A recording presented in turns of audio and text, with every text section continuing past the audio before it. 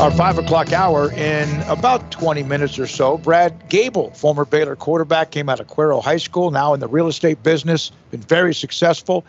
He's inducted tonight to the B Association Baylor Athletic Hall of Fame. He will join us at the bottom of the hour. We're now joined by Sam Bradshaw, Sikkim365.com football analyst, X's and O's. And Sam, thank you very much for being a part of the show. Let's start with Baylor, with what they do on offense. How does that affect what Texas is good or not good at? Thanks for having me on. And first and foremost, with what Baylor does on offense, key is going to be, can you get the wide zone going against this defense to the point that they have to creep people up? Because this Texas team has really played a lot of conservative coverages, and they've tried to keep things in front of them, even in games where their run defense was not getting it done. I mean, Arkansas was a textbook example of that. And it's one of those things, if they can do what Oklahoma State did and really limit that wide zone, they have the athletes to potentially do it, but they haven't really been able to play consistently against the run in their front six. So do they stick with their conservative looks, or do they break out a more aggressive look like their defensive coordinator did when he was at Washington in 2019 playing against BYU and Jeff Grimes? And that game, they played a lot more man coverage, and BYU really struggled to break it at that point. So I could see Texas going different ways, but the number one thing for Texas is they have to make Gary Bohannon beat them. If they sit back and let Baylor get that wide zone going, it's going to be a long day for the Longhorns if that's the case. Sam, we just talked to Jeff Howe, who covers the Longhorns, and one of the things he said is, the way, it's not that just Baylor runs the ball, but if you look at the way they do it, running it to the outside, that is the best matchup that maybe they can hope to go in for against Texas, isn't it? Well, the thing is, Baylor will have the aiming points for their blockers be outside, but make no mistake, this running game, it wants to get north and south. They want to get you moving, and then they want to find a crease to get north-south. But yeah, with that Texas team, they've struggled to stop the run, and part of that's schematic, part of that's how they don't want to give up the big play, so they're playing a little short-handed up front numerically. But yeah, if Baylor can get that run game going, it'll be very good for the Bears, but it really depends on how Texas comes out. They've had a week off to prepare. Do they throw some major tendency breakers at you and come out with something they haven't put on film this year? Sam, over on the defensive side of the football, what do you see from Casey Thompson that presents a challenge for this defense? Well, the first thing that jumps out to me is his legs. The kid, I don't think he's going to be Caleb Williams running the ball, but I think he's athletic. He can pick up some first downs for you, and he's a decent quarterback. He's been able to make some good plays for him. And Ron Roberts came to Baylor from Louisiana Lafayette, who coincidentally opened the season against the Longhorns. I think 9 out of 11 times that Louisiana Lafayette got him in 3rd and 5 or more, Texas was either able to scramble or throw for a conversion on 9 of them on either 3rd or 4th down. So I think Baylor can get him to 3rd or 4th down. It's a question of, can you get off the field? And can you get that passing game taken down a peg? They're not overly consistent in the passing game, and there's really only one receiver that absolutely scares you. But they can manufacture some big plays for him, and Casey Thompson and his legs, if you're not accounting for him well enough, he can make you pay by giving them a fresh set of downs, and then you have to deal with Bijan Robinson all over again. Yeah, this could end up being, right, one of those games that even though time of possession in this day and age of football doesn't always mean much, that this could be one of those where one team wears down the other if they can move the sticks and get 150, 200 yards rushing?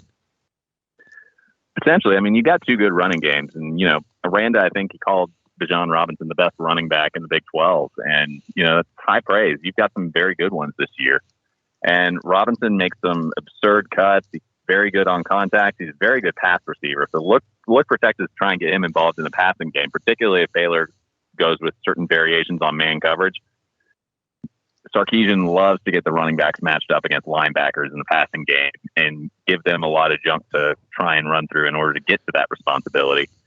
It's one of those games where Baylor has the defensive line to hold up against the Texas offensive line.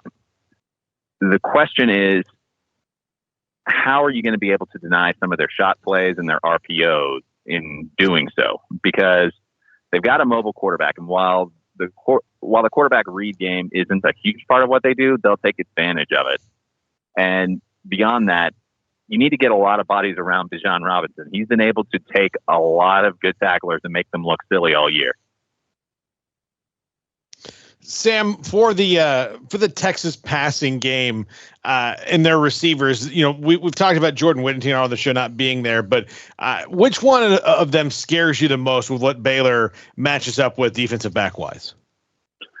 Well, the guy that scares you is Xavier Worthy. He's like a 10'5", 100 meters guy. He's pure speed. He's a lot like a taller Tevin Reed in some regards. He's not overly heavy, but if he gets loose, he's got a very good chance of being gone. Joshua Moore and whoever steps in for Whittington, they're all right. But I think if there's anybody that's going to have a Puka Nacua kind of game against Baylor, it would be Worthy. He's got the ability to go just not only just stress you in terms of going deep, but also just trying to keep up with him across the field. Even if he doesn't break into the open, it's just an awful lot of speed to deal with. It's going to impact how you're covering them. And a lot of shorter completions might be open just due to the respect they give his speed. And you got to watch out for some of those shorter completions probably go to Bijan Robinson too, huh? I mean, he's probably their third best receiver as it stands right now.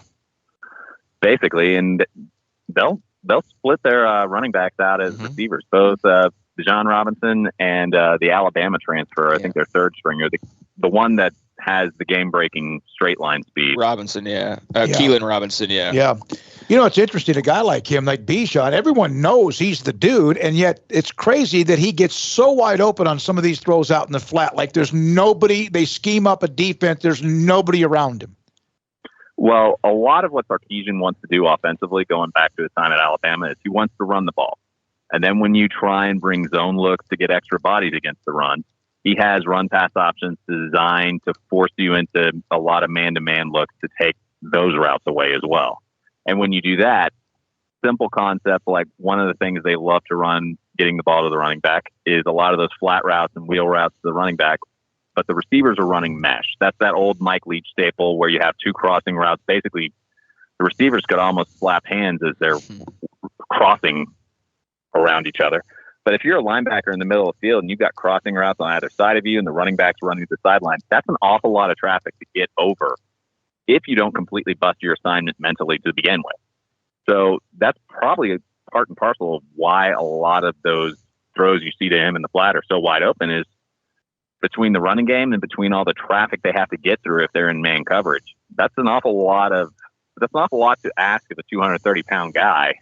And, not every team has somebody that can just absolutely fly at that position.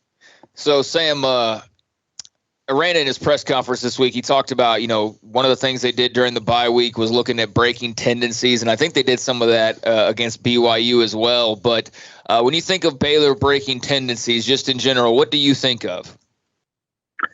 I don't think it's going to be earth-shattering. I don't think they're going to be breaking out new blocking schemes or more general concepts, but I think it's going to be a lot more about your formations, or, are you bringing certain blitzes when you're on certain downs? For instance, Mike Gundy attributes some of the later success they had against the Longhorns running the ball to the fact that they set their formation differently in the second half than they did in the first half, which, that's something that the casual fan would not notice, but definitely can play into those coordinators. They've broken down film. They're placing educated guesses based on what you've done in the past. If you can behave in a way they don't expect, big plays can be had. And I expect both staffs to be breaking a few tendencies here and there. If you're on the right hash and you're in the pistol, are you always running right? Are you always running left? That was the big secret when TCU beat Ole Miss in the Sugar Bowl, or the Peach Bowl, I think, back the year that Baylor and TCU almost made the playoff. They knew based on where Ole Miss's tight end lined up which way they were running. So after they slanted like it was going out of style, depending either this way or that way, Ole Miss couldn't run the ball. And then Bo Wallace had to throw him out of that every third down, and that wasn't going to happen. So the opportunity to self-scout and eliminate some of your own tendencies is huge. Sam Bradshaw, who he delivered a baby about 2 weeks ago, wasn't it, guys? About 2 weeks ago. Thank God you're doing okay. How much on average consecutive hours of sleep are you getting at night? I think the longest stretch I've had is 4 to 5, but typically I'm getting about 3. I don't know if that's good or not. That's what Edison used to do. Well, it's going to be up to Jennifer for the grandkids. I'm going to tell you that. 3.5 hours of sleep a night. I don't know. Oh my God. Yeah.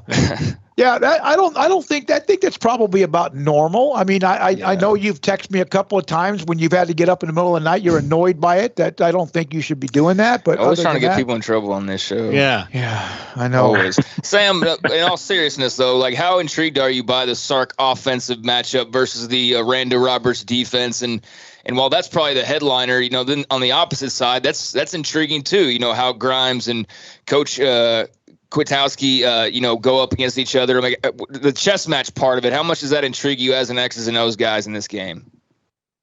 It's really intriguing because we've seen this play out at different stops with a very different talent levels. I mean, when Sark and Aranda went after each other, when Sark was at Alabama and Aranda was at LSU, Alabama had a full complement of offensive talent. I mean, you had first-round receivers everywhere. You had immaculate offensive line play. You had Tua Tagovailoa at quarterback. That's very different than a first-year part-time starting quarterback behind a line that really hadn't been dominant, with a truly dominant running back making them look better than they are. And then only one receiver on the field that can really run like those Alabama guys. But then on the other side, Aranda's got a pretty good defensive front, but the secondary is not covering as well as Derek Stingley or some of those other guys that they had at LSU. So how does each one adjust to their talent level and take away what the other one wants to do? And then on the other side, when Kwiatkowski was at Washington, he had great man-to-man cover guys going against some BYU receivers that really couldn't break it. And they honestly had better defensive linemen than BYU had offensive linemen. Now, I don't think that's going to be remotely the matchup. I think he likes what he has in his corners, but I don't think his safety and his nickel are up to what that Washington team had. Baylor certainly got a lot more speed at receiver.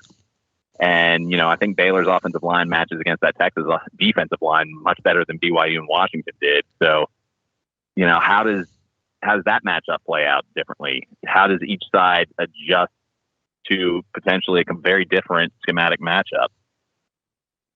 Sam, thank you. Appreciate it. We love the way you break it all down. Of course, once, twice, 3 times a lady. Sometimes in the premium section, Sam will get on there after the game and break things down, and also then get ready for the next opponent. Next week, of course, it will be TCU and Gary Patterson. Sam, thank you very much, and get some rest. Thank you very much, Sam Bradshaw, for that as well.